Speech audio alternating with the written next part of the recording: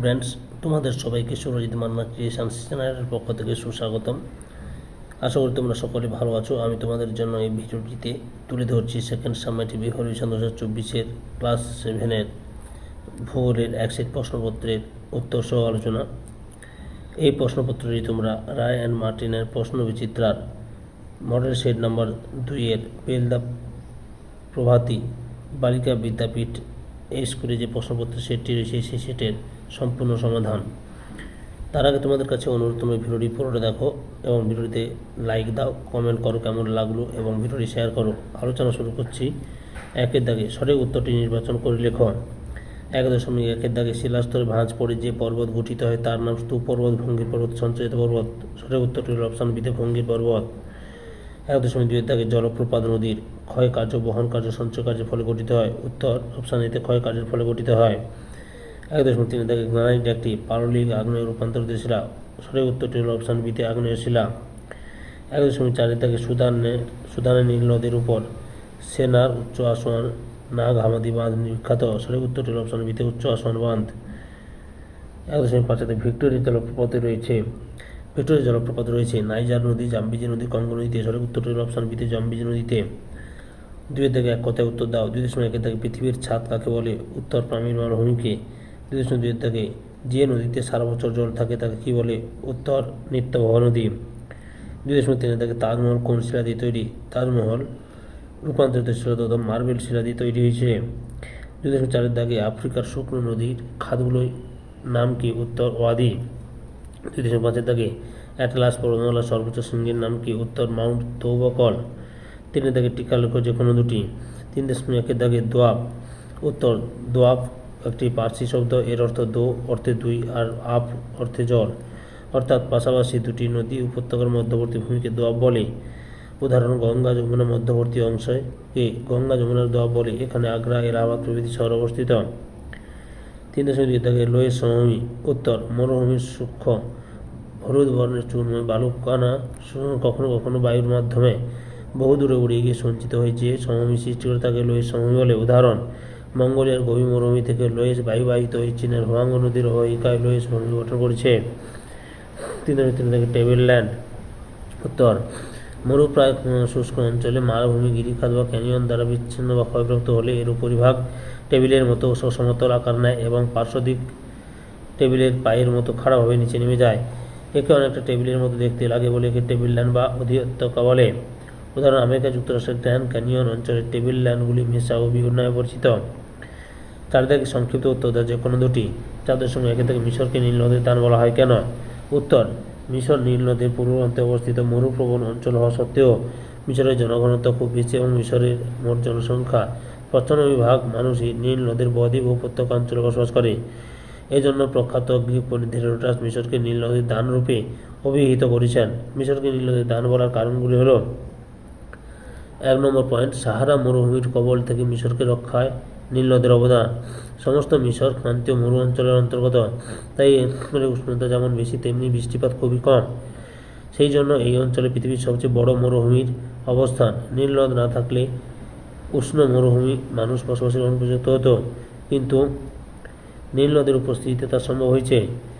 2 নম্বর পয়েন্টে কৃষি জমির সম্প্রসারণ। মিশরে নীল নদের দুপাশে পড়ে থাকা অনাবাদী জমিগুলিকে জলসেচের মাধ্যমে কৃষিযোগ্য জমিতে পরিণত করা হয়েছে। 3 নম্বর পয়েন্টে কৃষি জমির উর্বরতা বৃদ্ধি। নীল নদীর নিম্ন অববাহিকায় বন্যার ফলে প্রচুর পরিমাণে পলি সঞ্চিত হয়, এর ফলে কৃষি জমির উর্বরতা বৃদ্ধি পায়। 4 নম্বর পয়েন্ট জলসেচ ব্যবস্থার প্রসার। বৃষ্টিপাত কম হওয়ার ফলে মিশরের নীল নদ অববাহিকার কৃষিকাজের প্রধান মাধ্যম হল জলসেচ। সেচ পদ্ধতি, স্থায়ী জলসেচ পদ্ধতি ও সেচ বন্ধের মাধ্যমে জলসেচ করা হয়। 4.2 দাগে আগ্নেয় শিলা কাকে বলে? উদাহরণ দাও। উত্তর ইগনিয়াস শব্দটি লাতিন শব্দ ইগনিস থেকে এসেছে, যার অর্থ অগ্নি। পৃথিবীর সৃষ্টির প্রাথমিক পর্যায়ে উত্তপ্ত তরল পদার্থ ধীরে ধীরে তাপ বিকিরণ করে শীতল ও কঠিন হয়, কিংবা পৃথিবীর অভ্যন্তরীণ তরল পদার্থ ম্যাগমা অগ্নুৎপাতের সময় বাইরে বেরিয়ে এসে শীতল হয় ও জমাট বেঁধে যে শিলার সৃষ্টি করে তাকে আগ্নেয় শিলা বলে।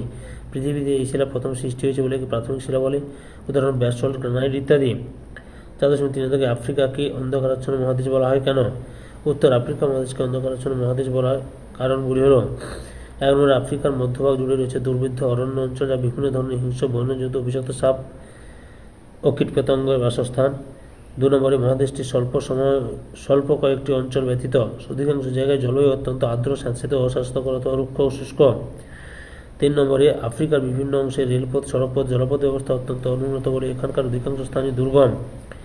4 নম্বরে আফ্রিকার বহু অংশে এখনও আদিম অধিবাসীরা অবশ্য বাস করে। প্রকৃতপক্ষে মহাদেশে মানব সম্পদের বিকাশ এখনও সম্পূর্ণ হয়নি। 5 নম্বরে অর্থনৈতিক ও সাংস্কৃতিক উন্নয়নও আশানুরূপ নয়। 5 থেকে যে কোনো একটি প্রশ্নের উত্তর দাও। 5.1 থেকে মানব জীবনে পর্বতের প্রভাব আলোচনা করো। উত্তর: মানব জীবনের উপর পর্বত বেশ কিছু অনুকূল ও প্রতিকূল প্রভাব বিস্তার করে থাকে। যেমন কতে অনুকূল প্রভাব। মানব জীবনে পর্বত অঞ্চলে অনুকূল প্রভাবগুলি হলো: 1 নম্বরে নদীর উৎপত্তি। উচ্চ পার্বত্য অঞ্চলে বরফাবৃত অংশ বা হিমবাহ থেকে বহু নদীর উৎপত্তি হয়।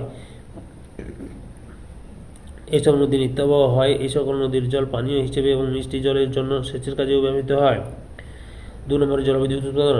বন্ধু পার্বত্য অঞ্চলের উপর দিয়ে প্রবাহিত খরস্রোতা নদীর জলের বেগকে কাজে লাগিয়ে জলবিদ্যুৎ উৎপাদন করা হয়। 3 নম্বরে জলবায়ু নিয়ন্ত্রণ। উচ্চ পার্বত্য অঞ্চলে জলীয় সম্পূর্ণ বায়ু পর্বতের ঢালে বাধা পেয়ে বৃষ্টিপাত ঘটায়, তেমনি হিমশীতল বাতাসকে প্রতিহত করে ওই অঞ্চলের মানুষকে তুষার শুভ্র পরিবেশ থেকে রক্ষা করে। 4 নম্বরে ফল উৎপাদন। পার্বত্য অঞ্চলে অনুকূল পরিবেশ অনুসারে চা, কফি, কোকো প্রভৃতি কৃষিজ ফসল এবং আপেল, আঙুর, নাশপাতি, কমলালেবু ইত্যাদি ফল জন্মায়। 5 নম্বরে পর্যটন শিল্প। পার্বত্য অঞ্চলের প্রাকৃতিক সৌন্দর্য ও মনোরম জলবায়ু পর্যটন কেন্দ্র গড়ে তুলতে সহায়তা করে, উদাহরণ দার্জিলিং, সিমলা প্রভৃতি। 6 নম্বরে বহিঃশত্রুর হাত থেকে রক্ষা। সুদীর্ঘ দুর্গম পর্বতমালা প্রাচীরের মতো অবস্থান করে দেশ বহিঃশত্রু আক্রমণের আশঙ্কা থেকে রক্ষা পায়, যেমন হিমালয় প্রাচীরের মতো অবস্থান করে বলে ভারতবর্ষ বহিঃশত্রু আক্রমণ থেকে রক্ষা পায়। খদ্দাগে প্রতিকূল প্রভাব। মানব জীবনের উপর পর্বতের প্রতিকূল প্রভাবগুলি হলো: 1 নম্বরে অনুন্নত কৃষিকাজ। পর্বতের বন্ধুর ভূপ্রকৃতি, হিমশীতল জলবায়ু, অনুন্নত মৃত্তিকা, কৃষিজমির অভাব এইসব কারণের জন্য পার্বত্য অঞ্চল কৃষিকাজে অনুন্নত। 2 নম্বরে অনুন্নত পরিবহন। পার্বত্য অঞ্চলের বন্ধুর ভূপ্রকৃতি, খরস্রোতা নদীর প্রভাব প্রভৃতি কারণের জন্য সড়কপথ ও রেলপথ নির্মাণ করা খুবই অসুবিধা হয়। এছাড়া পার্বত্য অঞ্চল খুবই ধসপ্রবণ, তাই সড়কপথ নির্মাণ করা অসুবিধাজনক। 3 নম্বর শিল্প অনুন্নতি। শিল্পের প্রয়োজনীয় কাঁচামালের অভাব, অনুন্নত পরিবহন ব্যবস্থা, প্রতিকূল জলবায়ু, শিল্পিত দ্রব্যের চাহিদার অভাব এই সকল কারণের জন্য পার্বত্য অঞ্চল শিল্প গড়ে ওঠেনি। 5.2 প্রশ্ন: সাহারা মরুভূমির ভূমিরূপ বর্ণনা করো। উত্তর: সাহারা শব্দের অর্থ বিজন প্রদেশ বা মরুভূমি। মূলত ধু বালি, মাঝে মধ্যে পাহাড়, মালভূমি ও নুড়িময় শুষ্ক ভূমিভাগই সাহারার ভূপ্রাকৃতিক বৈশিষ্ট্য। ভূপ্রাকৃতিক বৈশিষ্ট্য অনুসারে সাহারা মরুভূমি অঞ্চলকে প্রধানত 4টি ভাগে ভাগ করা যায়, যেমন উত্তর পশ্চিম মধ্যভাগের উচ্চভূমি অঞ্চল, পশ্চিম দিকের বালুকা ও প্রস্তরময় মরু অঞ্চল, উত্তরের নিচু ভূমি এবং 4 নম্বরে পূর্বে নীল নদ অববাহিকা অঞ্চল। 1 নম্বরে উত্তর পশ্চিম মধ্যভাগের উচ্চভূমি অঞ্চল। সাহারা মরুভূমির উত্তর পশ্চিম প্রান্তে বিচ্ছিন্নভাবে কয়েকটি উচ্চভূমি অর্থাৎ কয়েকটি পর্বত ও উচ্চ মালভূমির অবস্থান লক্ষ্য করা যায়, যেমন নাইজারের উত্তরে চাঁদ ও লিবিয়ার সীমান্তে টিব্বেস্টি, আলজেরিয়ার দক্ষিণে অহংকার এবং সংযুক্ত আরব প্রজাতন্ত্রের দক্ষিণ পশ্চিম দিকে অবস্থিত জিল ফকিরের মালভূমি গড়ে 2000 থেকে 3000 মিটার উঁচু। আবহাওয়ার উচ্চভূমিতে তাহাত, এতমিটার, জেবেল সারকাউত, তারপরে আয়া ক্রেম প্রভৃতি এবং টিব্বেস্টি মালভূমি প্রসিতে, তারপরে তারশো এমিসি প্রভৃতি উচ্চ শৃঙ্গ দেখা যায়। টিব্বেস্টি মালভূমি এমি কৌশি শৃঙ্গ সমগ্র সাহারার উচ্চতম স্থান। 2 নম্বরে পশ্চিম দিকে বালুকা বা প্রস্তরময় মরু অঞ্চল। সাহারার পশ্চিম দিকে আলজেরিয়া, মারিটানিয়া ও মালির উত্তরাংশের বালি জমা হয়ে ছোট ছোট পাহাড়ের মতো তৈরি হয়, একে আর্ক বলে, এবং যে অঞ্চলে শক্ত পাথরে ভর্তি বালির সস্তিত চোখে পড়ে না তাকে বলে হামাদা। যেসব অঞ্চলে বালির সঙ্গে পাথরের টুকরো একসঙ্গে মিশে থাকে সেইরূপ বালিপূর্ণ মরুভূমিকে আলজেরিয়া এরিয়া বলে। 3 নম্বরে উত্তরের নিচু ভূমি। সাহারা মরুভূমির উত্তর দিকের অংশ অনেকটাই নিচু ভূমি লক্ষ্য করা যায়, আবার কিছু কিছু অঞ্চলের অংশ আবার ভূমধ্য পৃষ্ঠ থেকেও নিচু। মিশরের কোয়াত্রা, চাঁদ ও বোতেল বিখ্যাত নিম্নভূমি। এই অঞ্চলে বায়ুপ্রবাহ বালির রাশিকে উড়িয়ে নিয়ে গিয়ে বহু অঞ্চলে নিচু লবণাক্ত নদের সৃষ্টি হয়েছে। 4 নম্বরে পূর্বে নীল নদের অববাহিকা অঞ্চল। সাহারা মরুভূমির পূর্বে নীল নদের অববাহিকা অঞ্চল রয়েছে। এই অববাহিকার মাঝে মাঝে নিচু ভূমি বিভিন্ন অঞ্চলে দেখা যায়। এদের মধ্যে মিশর বা ইজিপ্টের কাতারা বিশেষ উল্লেখযোগ্য। পুরো ভিডিওটি দেখার জন্য তোমাদের সবাইকে অসংখ্য ধন্যবাদ।